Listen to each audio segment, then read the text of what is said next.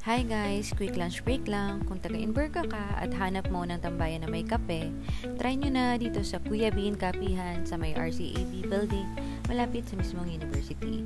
Sa loob, napaka-minimalist na klase ang vibes, ang ganda ng mga interior, malamig ang aircon, limited chair sa loob, pero mas maraming upuan sa labas, na pwede kayong mag-aral ng mga klase mo, tumambay at chikahan with friends. Wala nga pala silang parking, kaya dito lang sa labas usually nagpa-park yung mga customers nila. And for the menu, kitang-kita nyo naman, pinag-isipan talaga, ang napakalakas, maka-aesthetic. And for the pricing, pakipost na lang ang video at yung ibang favorites, makikita mo din yung menu sa counter nila.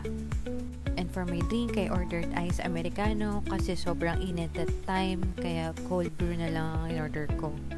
At ito naman ang pinaka-nagustuhan ko dito kasi napakasyala ng restroom nila.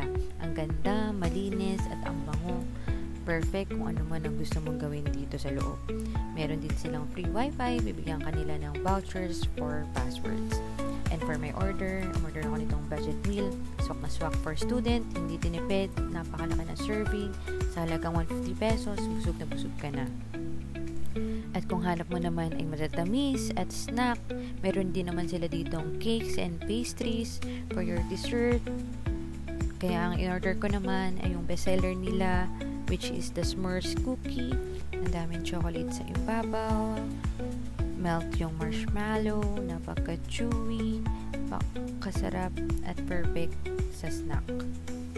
At ito naman, nakaagaw pansin yung kanilang tea, lakas makasosyal, maraming flavors. Perfect din siya kung mahilig ka mag-tea na katulad ko. And for payments, tumatanggap naman sila ng cash or GCash. Kaya kung nasa Inverca ka, alam mo na kung saan ang spot, Kuya Bean Kapihan, comfort at kapitbahay lang.